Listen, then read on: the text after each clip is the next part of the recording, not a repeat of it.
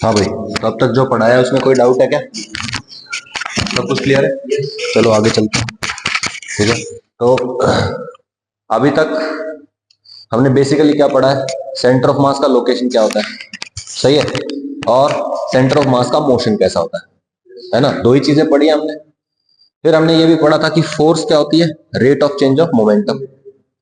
अगर फोर्स बाहर से कुछ नहीं लग रही है तो सिस्टम का मोमेंटम क्या रहेगा, कांस्टेंट रहेगा। मतलब जितना पहले था उतना ही बाद में रहेगा। मतलब initial momentum is equal to final momentum. अच्छा, initial is equal to final, सही बात है। अगर इनिशियली ऑब्जेक्ट रेस्ट पे है, सिस्टम रेस्ट पे है, मतलब इनिशियल मोमेंटम क्या है, जीरो। भाई रेस्ट पे है, उसका मोमेंटम क्या होता है, जीरो। तो इनिशियल मोमेंटम जीरो है तो फाइनल मोमेंटम भी क्या होगा, जीरो ही रहेगा, है ना? अब मोमेंटम एक वेक्टर क्वांटिटी है। सिस्टम में दो ऑब्जेक्ट है, एक राइट जा रहा है एक लेफ्ट जा रहा है, एक लेफ्ट जा रहा है एक राइट जा रहा है। तो बोलो जो लेफ्ट जाने वाले का मोमेंटम है प्लस राइट जाने वाले का जो मोमेंटम है वो क्या हो जाएगा, जीरो, है ना? मतलब लेफ्ट जाने वाले का मोमेंटम राइट वाले के मैग्नीट्यूड के बराबर हो जाएगा, यानी कि लेफ्ट वाला मोमेंटम राइट वाले मोमेंटम के बराबर हो जाएगा। सही बात है। अब मैं यही कह रहा हूं कि जो मोमेंटम वाली इक्वेशन है ना, कि भाई लेफ्ट वाला momentum is equal to right वाला मोमेंटम, हम उसको बोलते हैं लेफ्ट इक्वल टू राइट। क्या बोलते हैं, लेफ्ट इक्वल टू राइट। मतलब जो लेफ्ट की मूवमेंट है इज इक्वल टू राइट की मूवमेंट, है ना? मास इंटू वेलोसिटी को इंटीग्रेट करके देखो, मास इंटू वेलोसिटी, मोमेंटम था ना, मास इंटू वेलोसिटी। तो लेफ्ट वाला momentum is equal to right वाला momentum, m1v1 is equal to m2v2, है ना? उसको इंटीग्रेट कर दो, क्या आएगा, m1 बाहर, v1 का इंटीग्रेशन x1, और m2 बाहर, v2 का इंटीग्रेशन x2। सही है, यानी कि मास इंटू वेलोसिटी की जगह मास इंटू पोजीशन भी क्या रहेगा, सेम रहेगा, पहले वाला ही रहेगा, जो इनिशियल था वही फाइनल रहेगा। यस और नो? ऐसे ही अगर मैं m1 v1 equal to m2 v2 को डिफरेंशिएट कर दूं तो m1 बाहर, v1 का डिफरेंशिएशन a1, यानी कि m1 a1 is equal to m2 a2 आएगा, यानी कि लेफ्ट वाली force is equal to right वाली फोर्स रहेगी। यस और नो? तो हमको बेसिकली यही चीजें समझनी है यहाँ पे। अब ये एक बड़ा स्टैंडर्ड क्वेश्चन है, ठीक है, बहुत इजी क्वेश्चन है, ठीक है, इजी क्वेश्चन है। चलो देखते हैं क्या हो रहा है यहाँ पे। यहाँ पे एक बड़ा सा प्लैंक रखा हुआ है, फट्टा रखा हुआ है, बड़ा सा लंबा सा फट्टा रखा हुआ है, ठीक है। इसके ऊपर एक कल्लू नाम का व्यक्ति खड़ा है, ठीक है। अब कल्लू नाम का व्यक्ति यहां खड़ा है, सिस्टम रेस्ट पे है।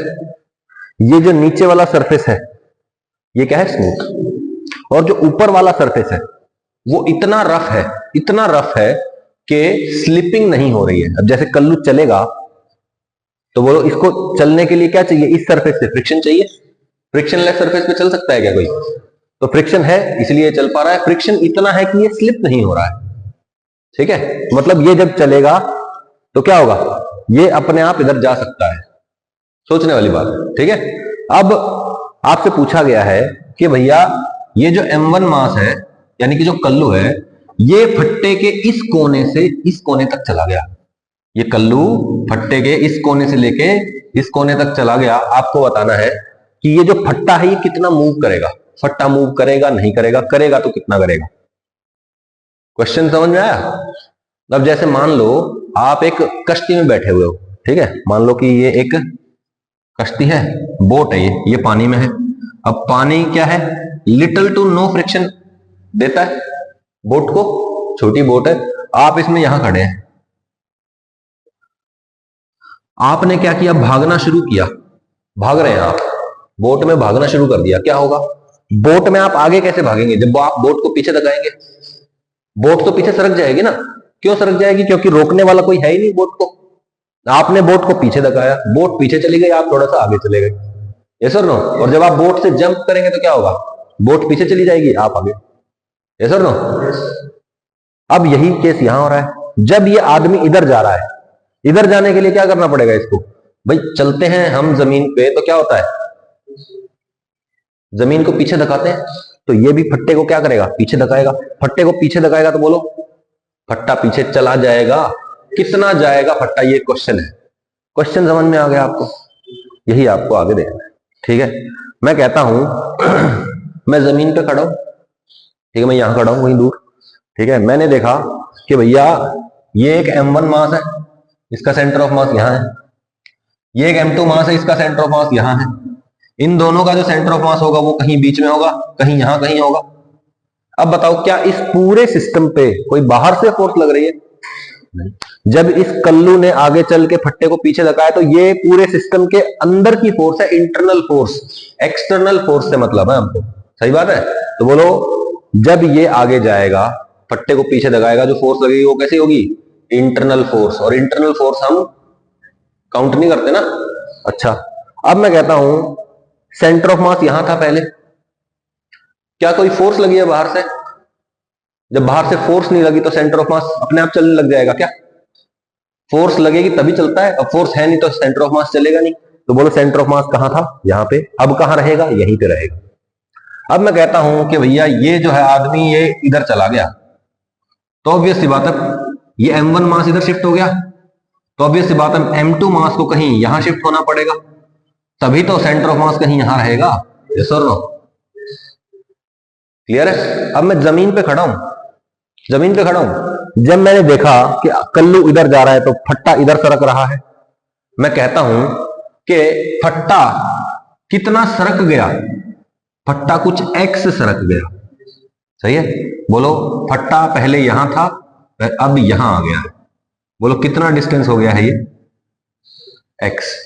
अगर मैं कल्लू के हिसाब से देखो तो इसने कितना डिस्टेंस ट्रेवल किया है? फट्टे की लेंथ के बराबर l डिस्टेंस ट्रेवल किया है। लेकिन ग्राउंड पे खड़े को क्या दिखेगा कि भैया फट्टा तो x इधर सरक गया, तो इसने एक्चुअली कितना चला है?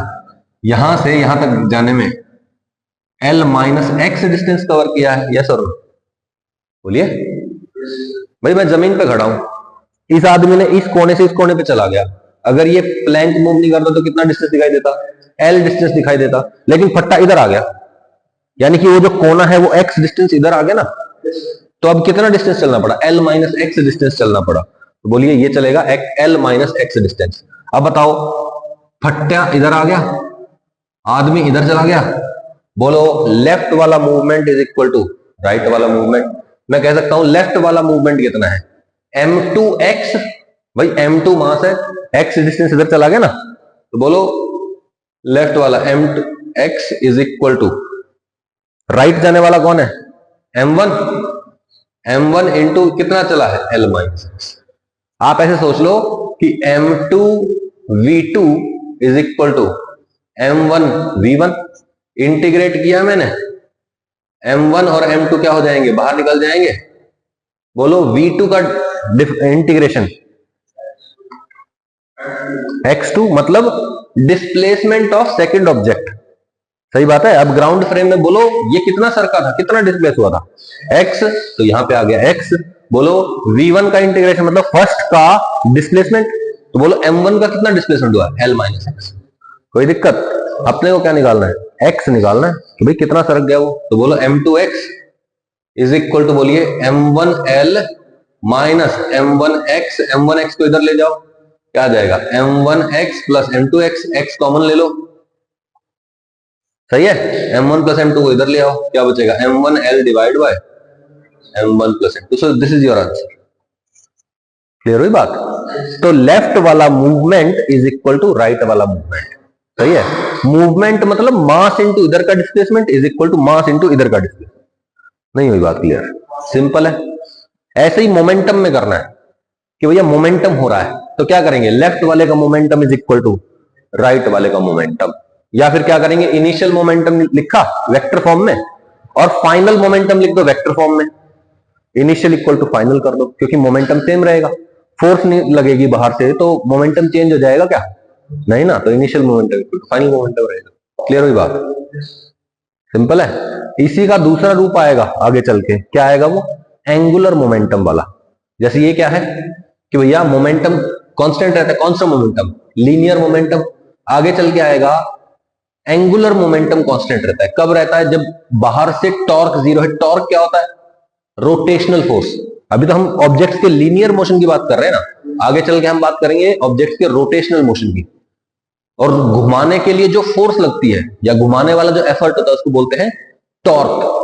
तो जब फोर्स जीरो है बाहर से तो मोमेंटम कांस्टेंट है, जब टॉर्क जीरो होगा तो एंगुलर मोमेंटम कांस्टेंट रहेगा। सही है? याद रहेगी बात? चले आगे। पक्का? इसमें कोई डाउट है क्या? इसमें कुछ दोबारा बताना है? दोबारा बताना जतिन। ओए, चलो आगे चलते हैं। ठीक है, ये देख लो, ये जो खट्टा है ये कुछ x डिस्टेंस से सरक गया, ये m1 वाला इधर चला गया। ठीक है, बोलो यहां से, मतलब ये बेसिकली यहां खड़ा था, ये यहां से यहां चला गया, तो कितना डिस्टेंस चला ये l माइनस एक्स। तो बोलो as external force on the system is zero, acceleration of centre of mass equal to zero, है ना। एक्सेलरेशन जीरो है मतलब वेलोसिटी क्या है, कांस्टेंट, VCM हो गया कांस्टेंट, मतलब initial velocity is equal to final velocity. Initial velocity क्या थी, जीरो, तो फाइनल वेलोसिटी भी क्या होगी, जीरो। अच्छा, इनिशियल वेलोसिटी जीरो है, फाइनल वेलोसिटी जीरो है, मतलब ऑब्जेक्ट का मूवमेंट नहीं हुआ, सेंटर ऑफ मास का मूवमेंट नहीं हुआ, मतलब पोजीशन क्या है, सेम। तो initial position is equal to final position. ठीक है, centre of mass does not shift. ठीक है, ये क्या, ठीक है, ये एक दूसरा मेथड है। देखो लेफ्ट इक्वल टू राइट तो स्टैंडर्ड मेथड है हमारा, है ना, शॉर्टकट है वो, लेफ्ट इक्वल टू राइट कर दो, लेफ्ट वाला m1x1 is equal to right वाला m2x2। ऐसे ही वेलोसिटी के साथ लेफ्ट वाला m1v1 is equal to right वाला m2v2, ऐसे ही m1a1 is equal to m2a2, left वाला इक्वल टू राइट वाला। ठीक है, जब एक्सटर्नल फोर्स जीरो,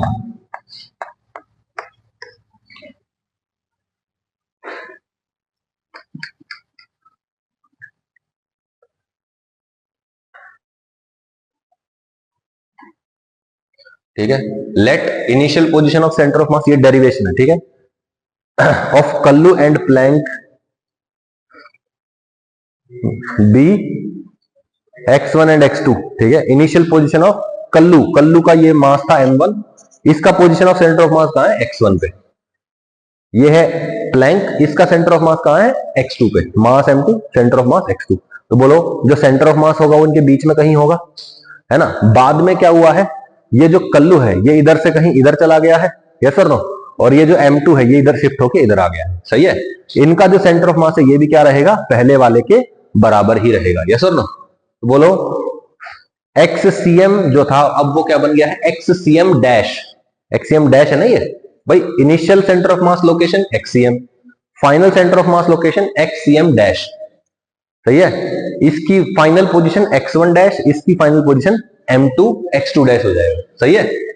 कोई दिक्कत, बोलिए XCM क्या था, बोलो initially XCM is equal to m1 x1 plus m2 x2 divide by m1 plus m2, सही है। और बाद में क्या हुआ है, ये फाइनल सेंटर ऑफ मास यहां है, XCM dash is equal to m1 x1 dash plus m2 x2 dash divide by m1 plus m2, final position के लिए भी है। तो बोलो XCM और XCM डैश क्या है, इक्वल है, बोलिए XCM is equal to XCM dash, बोलो इन दोनों को इक्वल रखा, m1 m2 नीचे जो है कट गए, क्या आ जाएगा, m1 x1 plus m2 x2 is equal to m1 x1 dash plus m2 x2 dash.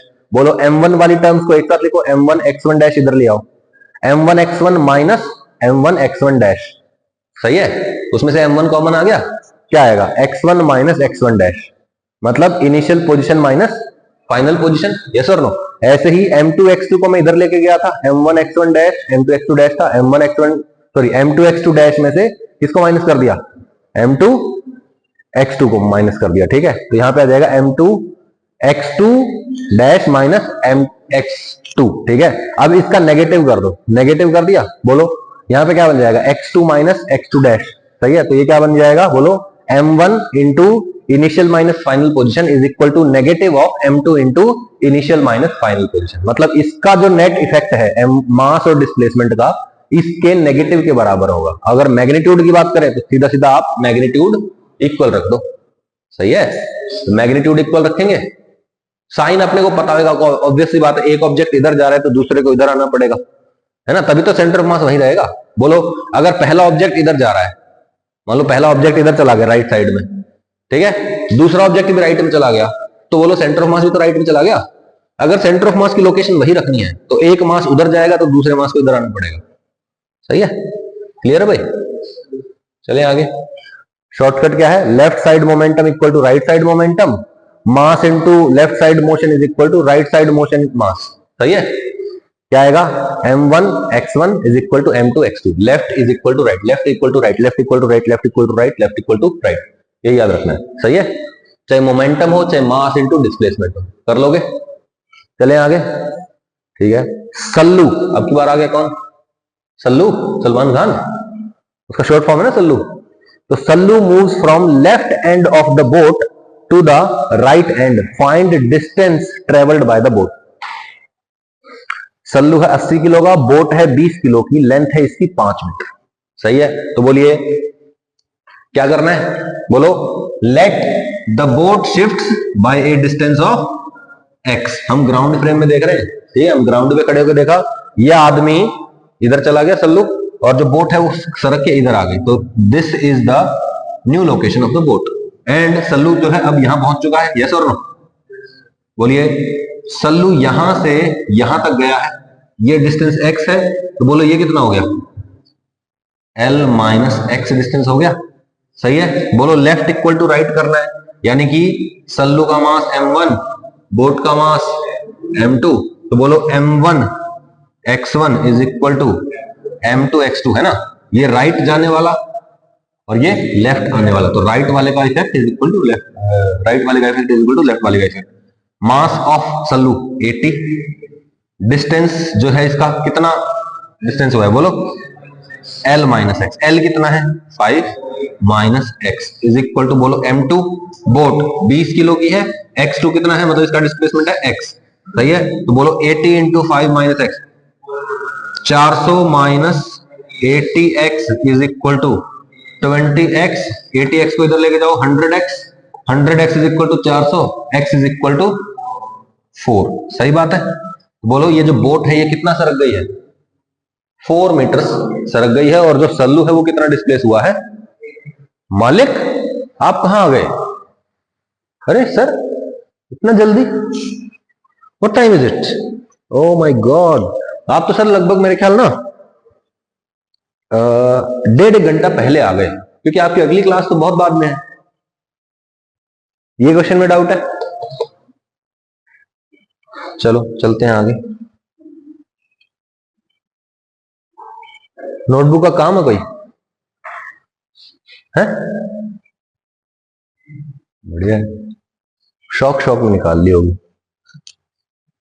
हाँ ये क्वेश्चन देख लो, अब की बार क्या हो रहा है, देखिए अब की बार थोड़ा और मुश्किल करने की कोशिश की है एग्जामिनर ने क्वेश्चन को। क्या हो रहा है यहाँ पे there are Majnu and Shetty together, ठीक है, मजनू शेट्टी पता है ना, कौन सी फिल्म में थे वो, वेलकम फिल्म में थे ना, हाँ, तो वेलकम का बहुत जल्दी जवाब दे रहा है, क्लास में वैसे नहीं देता बीच में, कोई बात नहीं, ठीक है जो भी है।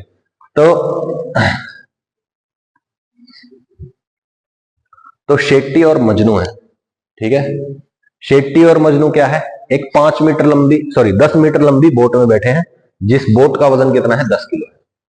सही है, थोड़ा कॉमन सेंस यूज करेंगे, थोड़ा सा अपना फिजिक्स का नॉलेज यूज करेंगे, अपना आंसर आएगा। तो शेट्टी का वजन है 60 kg, ठीक है, और मजनू जो है वो कुछ ज्यादा ही हल्का है, छपरी है, वो है 40 किलो, ठीक है, तो ये 60 किलो का मोटा सा, ये 40 किलो का छपरी सा, और बोट में बैठे हैं जिसका वजन कितना है 10 किलो। अब क्या होता है, find out distance when A and B meet in the middle of the boat. क्या हो रहा है, ये जो शेट्टी है ये यहां चला जाता है, ये जो मजनू है ये भी यहां आ जाता है, हाथ मिलाने आते हैं एक दूसरे से, ठीक है। तो आपको बताना है बोट कितना सरक जाएगी, किधर सरकेगी, इधर सरकेगी या इधर सरकेगी। क्वेश्चन समझ में आया, क्वेश्चन समझ में आना जरूरी है कि भैया अब की बार मेरे पास 2 लोग हैं जो मूव करेंगे, सही है, और मेरे पास एक बोट है, ये बीच में मिलेंगे हाथ मिलाने के लिए। सही बात है,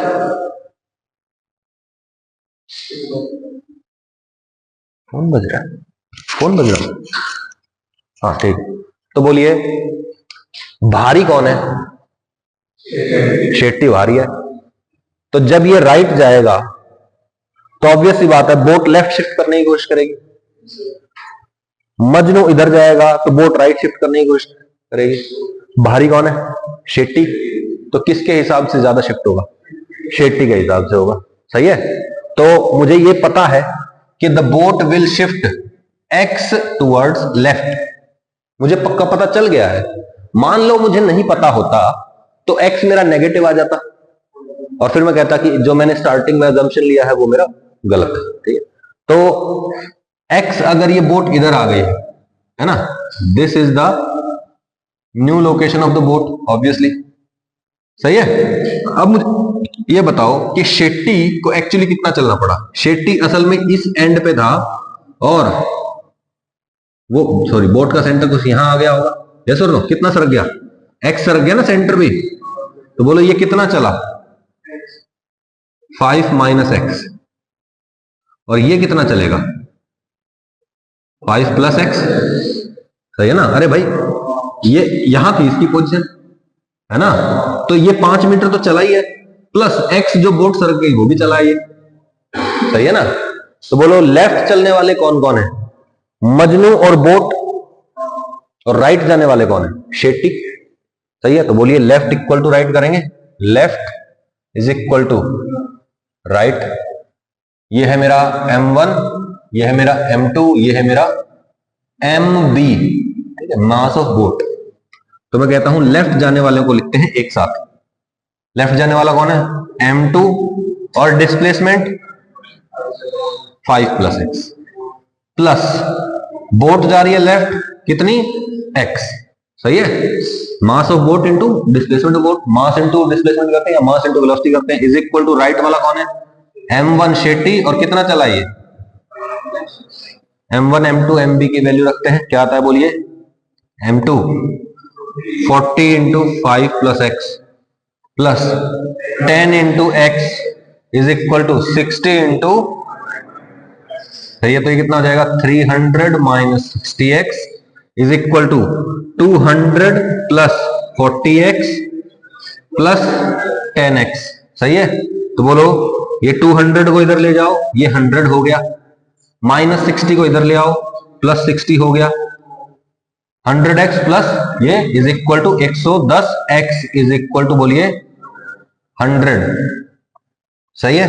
0 0 कट गया, 10/11 इज द आंसर। नहीं आई बात समझ? देख लो 10/11 इज द आंसर। नहीं आई बात समझ? बिल्कुल सिंपल क्वेश्चन है, यही तरीका है आपको करना है। ठीक है?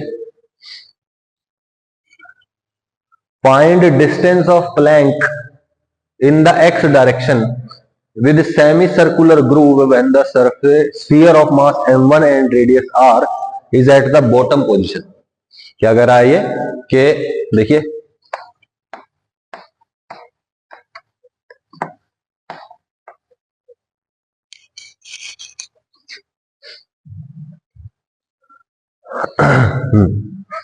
यहां पे एक ये इस तरह का आपके पास प्लैंक है। ठीक है? ठीक है ना? प्लैंक की शेप समझ में आई? यहां पे ये जो कट बना हुआ है इसकी रेडियस है 4r। और यहां पे क्या है? एक स्फीयर है जिसकी रेडियस है r। अब क्या किया गया? यहां से इस स्फीयर को छोड़ दिया गया। सही है? बोलो भाई। ये जो है ये स्मूथ है, यहां पे कोई भी स्लिपिंग नहीं हो रही है, ये प्योर रोलिंग मोशन कर रहा है, मतलब मैं कहूं सिर्फ सिंपली मूव कर रहा है। ठीक है? प्योर रोलिंग भी नहीं हो रही है तो बोल सकते हैं आप स्लिप होके आ रहा है, कोई फर्क नहीं पड़ता उस बात से। ठीक है? अच्छा, find distance of the plank in x direction with semi circular groove. ये जो प्लैंक है विद सेमी सर्कुलर ग्रूव, इसकी डिस्प्लेसमेंट बतानी है when the sphere of mass m1 and radius r is at the bottom position. जब ये sphere कहां आ जाता है? इस पोजीशन पे आ जाता है। मुझे एक बात बताइए कि जब एक मास पूरे सिस्टम का एक मास राइट शिफ्ट करता है तो बचा हुआ मास लेफ्ट शिफ्ट करेगा जब सेंटर ऑफ मास रेस्ट पे रहना है। यस और नो? अब देखते हैं, ये बताओ कि ये जो स्फीयर है इसका मास कितना है? m1। ये जो प्लैंक है इसका मास है m2। अब ध्यान से सुनना, ये जो m1 मास है ये नीचे जा रहा है। सही है? क्या ये प्लैंक ऊपर जा रहा है? नहीं। क्यों भाई? क्योंकि y डायरेक्शन में there is normal reaction which is the external force. तो y डायरेक्शन में हम सेंटर ऑफ मास की पोजीशन सेम नहीं रख सकते और उसका मोमेंटम वगैरह भी सेम नहीं रख सकते, because there is external force in y direction. कौन सी डायरेक्शन का कर सकते हैं? x डायरेक्शन में कोई भी एक्सटर्नल फोर्स नहीं है, तो x डायरेक्शन में सेंटर ऑफ मास मूव नहीं करेगा, या हम मोमेंटम क्या रहेगा? x डायरेक्शन में कांस्टेंट। सही है? तो बोलिए जब ये मास इधर जा रहा है तो ये प्लैंक इधर सरकेगा। आप इसको ऐसे भी सोच सकते हो कि जब ये स्फीयर, ये मास इधर जा रहा है तो बोलो इसने इस पे फोर्स लगाया ना, नॉर्मल रिएक्शन इधर की डायरेक्शन में, तो बोलो इसने इस पे फोर्स लगाया जिसकी वजह से क्या हुआ, ये इधर की तरफ सरक गया। सही है ना, क्लियर बात। अच्छा अब बताओ इस M1 की इस डायरेक्शन में कितनी डिस्प्लेसमेंट हुई है। बोलो भाई ये पहले यहां था, अब ये यहां आ गया, मतलब हॉरिजॉन्टल डायरेक्शन में कुछ डिस्प्लेसमेंट हुई है ना, कितनी हुई है।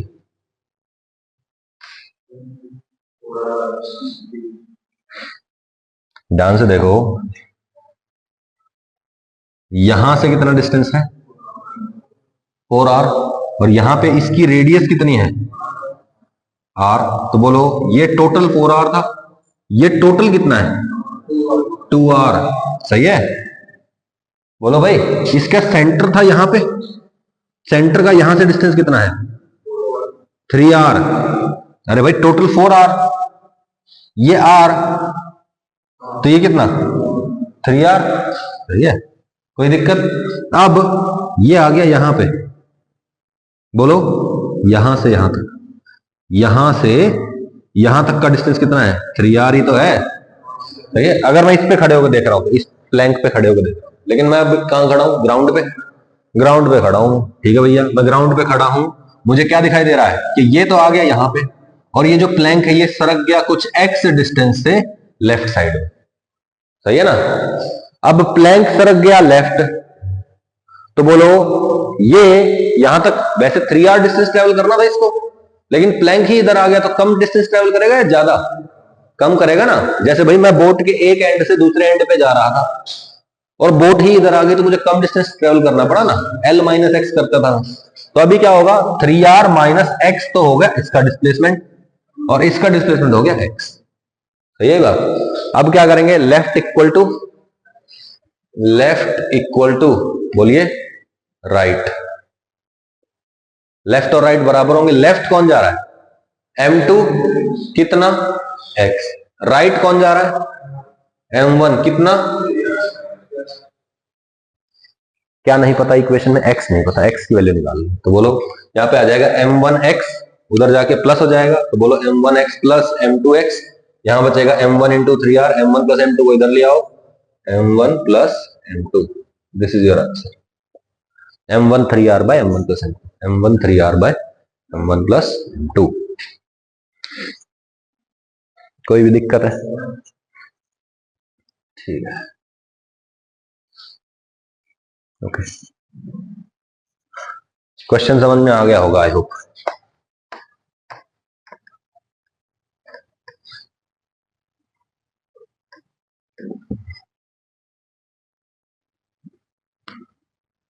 ये क्या क्वेश्चन है,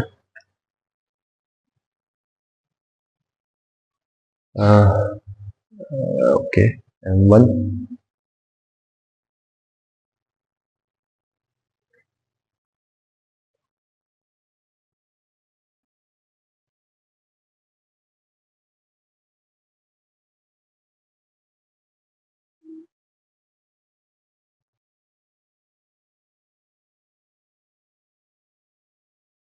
आई एम नॉट श्योर कि क्या क्वेश्चन है ये। हाँ इसमें जरूर ऐसा हो रहा होगा,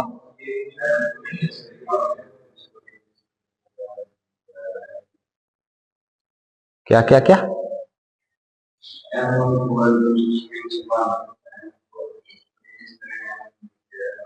हाँ हाँ ठीक, ठीक है आ गया है। तो क्या हो रहा है भाई देखो, यहां पे ये एक सिंगल रस्सी है, ये रस्सी है जो क्या है दीवारों के बीच में ऐसे लगा रखी है, ठीक है, ओके सही है बात।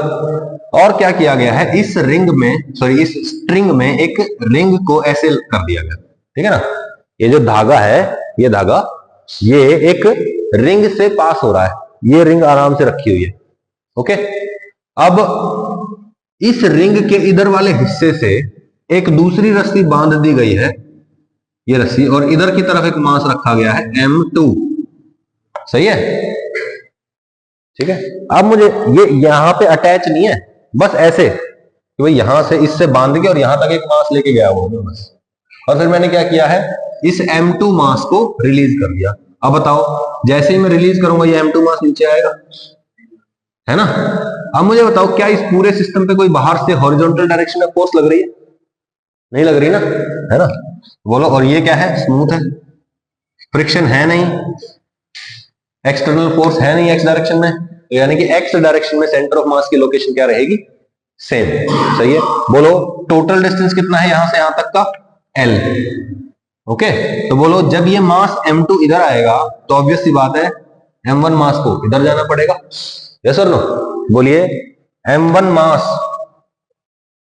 मास जो है ये कितना इधर जाएगा ये निकालना है, फाइंड डिस्प्लेसमेंट ऑफ। तो मैं कहता हूं लेट से कि इसका डिस्टेंस कितना हुआ है? x हुआ है।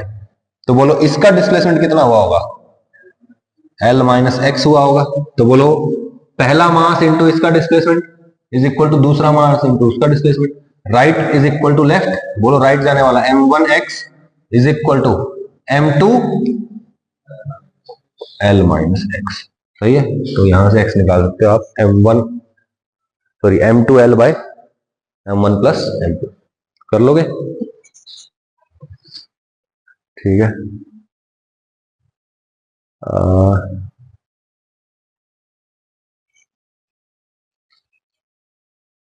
ठीक है, ये क्वेश्चन भी अच्छा है। देखिए क्या है इस क्वेश्चन में। इसमें कहा गया है आपको कि आपके पास एक रॉड है, ठीक है, m मास l लेंथ की एक रॉड है जो क्या है? वर्टिकल है, जमीन पे खड़ी है, और ये सरफेस कैसा है? स्मूथ सरफेस है। ठीक है, म्यू इक्वल टू 0।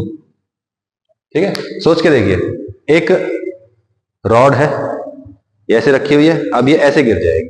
ठीक है ना, ये रॉड क्या हो रही है? ऐसे गिर रही है। सही बात है। मुझे ये बताओ कि जब ये रॉड ऐसे गिर रही है तो बोलो इसका मास इधर जाने की कोशिश कर रहा है? यस और नो? यानी कि इसका मास इधर कैसे कब जाएगा? जब नेट फोर्स इधर होगी। भाई नेट फोर्स इधर होगी तभी तो इसका मास इधर जाएगा। लेकिन क्या कोई हॉरिजॉन्टल डायरेक्शन में फोर्स है? नहीं है ना। मतलब ये वाला एंड क्या होगा? इसका फिसल जाएगा, ऐसे ऐसे फिसल जाएगी और इस तरह से फिसलेगी कि इसका जो सेंटर ऑफ मास का लोकेशन है हॉरिजॉन्टल डायरेक्शन में वो क्या रहेगा? डिस्प्लेसमेंट रहेगा सेंटर ऑफ मास का 0, या मैं कहूं location of centre of mass in horizontal direction will be same. Okay, तो बोलिए यहां पे क्या हो रहा है? मास m, length l, horizontal direction में शिफ्ट होने वाला है। बोलो इनिशियल पोजीशन कहां है? L/2, मतलब सॉरी यहां पे है ना। जब ये रॉड गिर जाएगी तब इसका सेंटर ऑफ मास कहां होगा? बीच में ही रहेगा। तो बोलो L/2 डिस्टेंस इधर होगा और L/2 डिस्टेंस इधर होगा।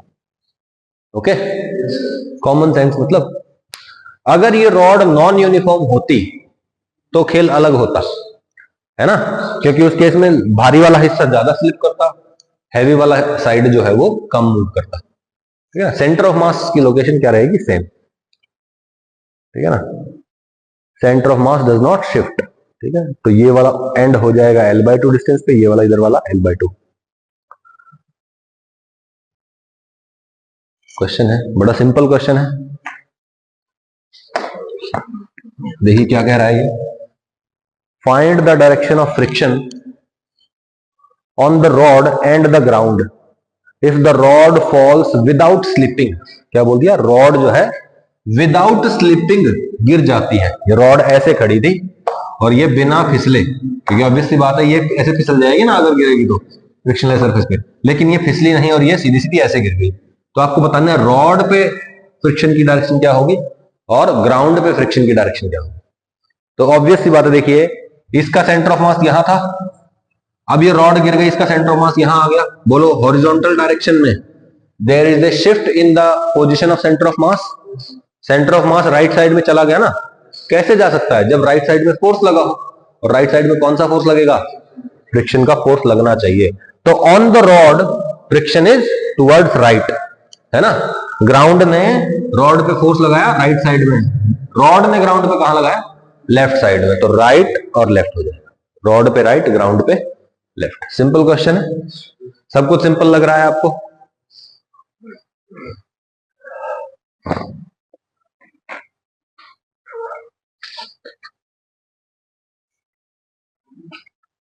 बिल्कुल सिंपल क्वेश्चन है। देखिए क्या हो रहा है, find the displacement of wedge. Wedge का डिस्प्लेसमेंट आपको बताना है। वेज है ये, मास है इसका m2, when the block slips to the bottom of the wedge, जब ये ब्लॉक क्या हो जाता है, बॉटम ऑफ द वेज पे स्लिप होकर नीचे आ जाता है, ऑब्वियस सी बात है ये फिसल के नीचे आएगा ना। बोलो भाई। अब देखो ये सरफेस कैसा है, ये वाला सरफेस स्मूथ सरफेस है, यानी कि इधर कोई फ्रिक्शन नहीं है, यानी कि इसके सेंटर ऑफ मास पे हॉरिजॉन्टल डायरेक्शन में कोई भी फोर्स नहीं है, तो सेंटर ऑफ मास की हॉरिजॉन्टल लोकेशन क्या रहेगी, सेम। सही है, तो यानी कि मान लीजिए ये जा रहा है इधर, बोलो जब एक मास नेट राइट साइड में मूवमेंट कर रहा है तो दूसरे मास को क्या करना पड़ेगा, लेफ्ट साइड मूवमेंट करना पड़ेगा। तो मैं कह देता हूं कि भैया इसने कितना मूवमेंट किया है, एक्स मूवमेंट किया है, किसने, M2 ने।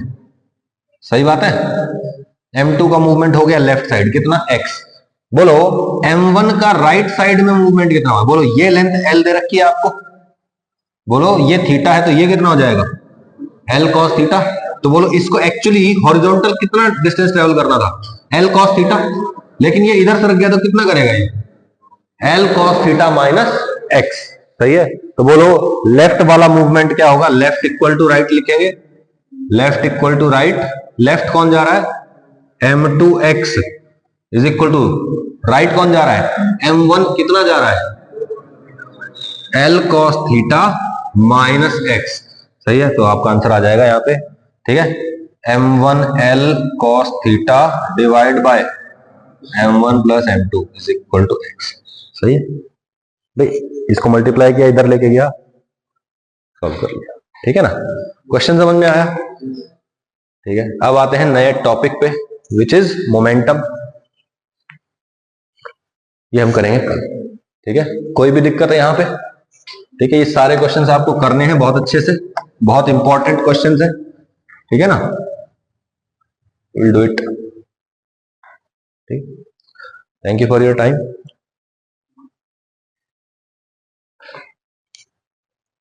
मॉड्यूल से होमवर्क ले लो।